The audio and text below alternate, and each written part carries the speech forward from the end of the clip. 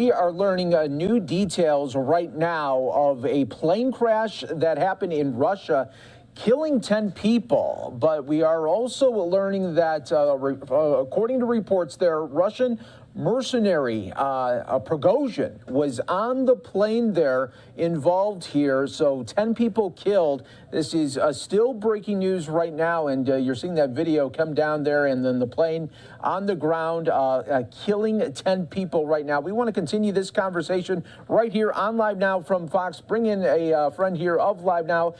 Hal Comfort, thanks so much for joining us here as always on Live Now. Thank you, Mike. Well, here it is, a big day there, especially in Russia here with this breaking news. And boy, it's a big one following Prigozhin. Mike, this, of course, is the essence of breaking news. It just hit, I think, about an hour ago. The reports that his plane had gone down. Initially, the report was that he was coming back from Africa. Now, more stuff is coming out that he was on a flight from Moscow to St. Petersburg. Some saying that he actually was flying to St. Petersburg to meet with Putin, and the plane went down. Now, if you look at the plane falling out of the sky, a couple of things kind of jump out, and I'm not a jet pilot, but I can see a plane that's out of control. I am an intelligence officer, and that's obviously a plane that is not in any control descent. The pilot has lost control with craft. Now, whether that was a potential explosive device that could have been planted on the aircraft, or whether it could have been shot down with an air defense missile, we don't know. And I've heard speculation on both of these today. But obviously, whatever happened was catastrophic, and it went down hard.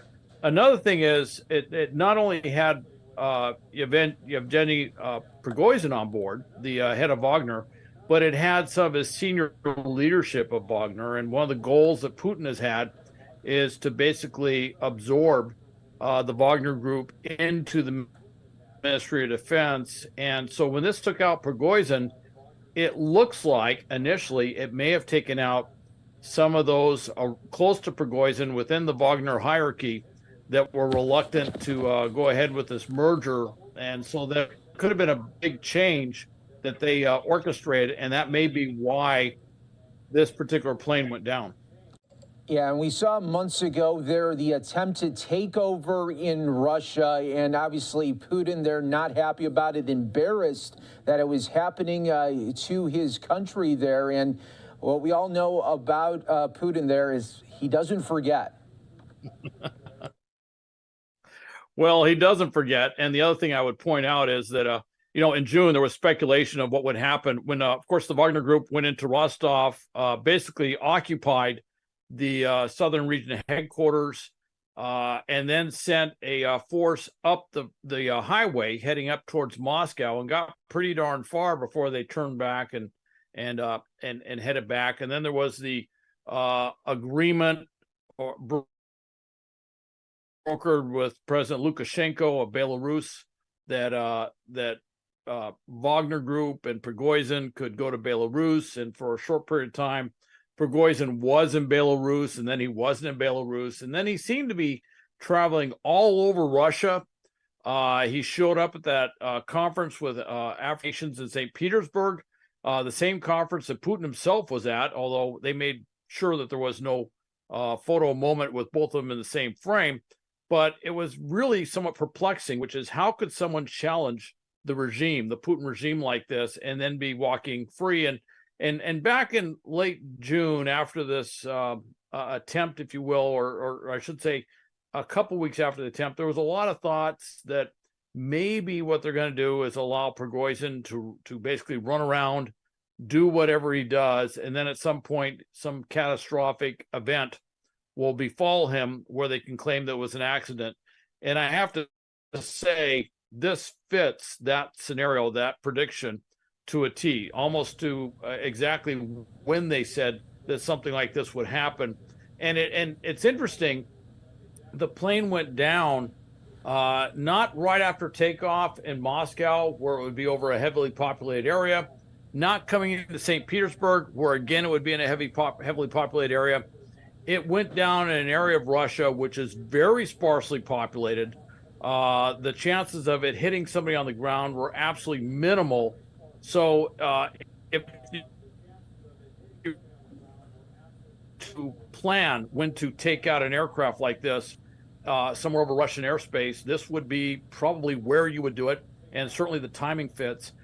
There is no absolute proof that this was an intentional thing, but you have to look at this. First off, statistically, the chance of an accident, a mechanical failure, or something like this happening to an aircraft that Prigozhin is on in August in Russian airspace, statistically very small, that would be a happenstance, if you will.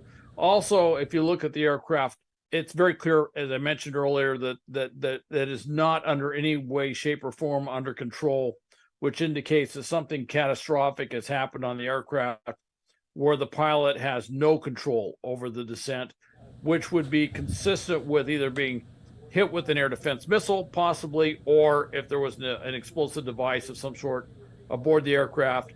And then I would go back historically in Russia and with Russian proxies like Saddam Hussein, Iraq, taking out or eliminating, assassinating, if you will, for officials that they have fallen into disfavor by bringing down the aircraft is historically something that has happened quite a bit. In fact, there was a period of time under Saddam Hussein where we kind of felt a little bit sorry for the helicopter pilots in Iraq, because that seemed to be Saddam Hussein's preferred method of taking out generals that he had found some level of disfavor with, and you kind of feel sorry for the air crew. In this case, the air crew obviously did make it, but there were also 7 total others that were part of the hierarchy of Wagner. And so it wasn't just taking out Prigozhin. If this was intentional, as it looks, it was essentially a decapitation strike on the hierarchy of Wagner, and clears the way for the Ministry of Defense taking over the Wagner group in total, or putting in those that they want in charge of that group. Keep in mind, Prigozhin was just in what apparently was Africa, filming a video where he's basically promoting what the Wagner group is doing in Africa. It looked like it was in the Sahel region of Africa, where there's a lot of Wagner forces there. So it's not just what Wagner was doing in Ukraine, it's also what Wagner is doing around the world, particularly in Africa, particularly at a very sensitive time now, where you've had a military coup in Niger, which is which is part of the ECOWAS region, but it's next to Mali and Burkina Faso, where there have also been coups where you have Wagner forces openly operating in that area. Everybody's watching this very closely to wonder what is going to happen with those Wagner forces, that Wagner influence, if you will, across Africa and a number of different countries. And Hal, last question here. Do you think Prigozhin knew that this day was coming, and not exactly how this day would happen there, but do you think he knew the writing was on the wall when he did this back in June? I think he had a sense. It's very possible, and we somewhat forget what was happening before the run to Rostov and the run up to Moscow. He had been very, very vocal and very critical in a very public way about the Ministry of Defense, basically talking very close as to criticism of, if not Putin himself, everyone around Putin, and certainly the regime, if you will, the larger regime, and whatever the plan is for Ukraine. So he'd been hypercritical, and there were some thoughts, a little bit of speculation that maybe his days were numbered even before the coup took place. And then, of course, they did this attempted coup, or whatever it was that took place. But in the aftermath of that, Putin's position was very shaky, and it had demonstrated that he was vulnerable, and it had demonstrated to the Russian people that he was vulnerable. And there has been a lot of speculation that others that we may not see right now could be emboldened to do something like this. So Putin and Prigozhin and those around him are essentially taken out in such a public fashion, in such a way that Putin has a shred of deniability to say, oh, this is a horrible aircraft accident. But the reality is everybody knows that it was not hands off. It was Putin's hand that must have authorized this thing, if not directed that this happened. So it creates that level. And this falls literally the day after the Putin regime, the Ministry of Defense, had said that Surovkin, the general that was closely allied with Prigozhin, had been formally dismissed or fired from being head of the aerospace force, which is, if you look at this in total, two things happen, and I don't think there was a coincidence they happened in such close succession. It literally is like a small purge had taken place to get rid of not just Putin, but those I'm sorry, I misspoke.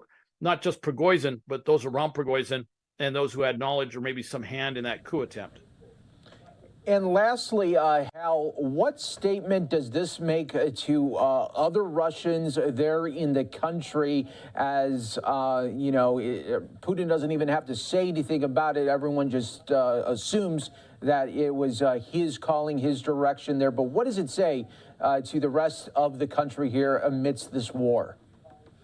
Well, it was what Putin needed was to reaffirm that he had a strong hand, that he would take, draconian action to oppose anybody who was disagreeing with him or in some way in opposition to whatever he was doing. And what this does, it tells not just all the Russians, but particularly amongst the elite, if you will, those who are close to the Kremlin, those who may have the means to maybe orchestrate something, that Putin will take action, and he will do things like we've just seen here.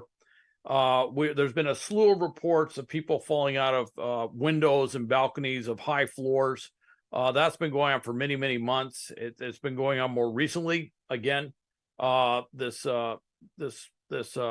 people dying of rather incredible accidents. I say incredible as in it's not credible that these were accidents. And then it's making it very clear that if you oppose Putin, he will take kinetic action. He will take draconian action to eliminate you as a threat to the regime. And I think that's what he wanted to come out of this. And I think that's the message that was clearly communicated. Yeah, so true there. Fascinating news day coming out there of Russia, and really big implications. Hal, thank you so much for joining us here on Live Now from Fox, and really helping us to break down this big story. We appreciate it. Thank you, Mike.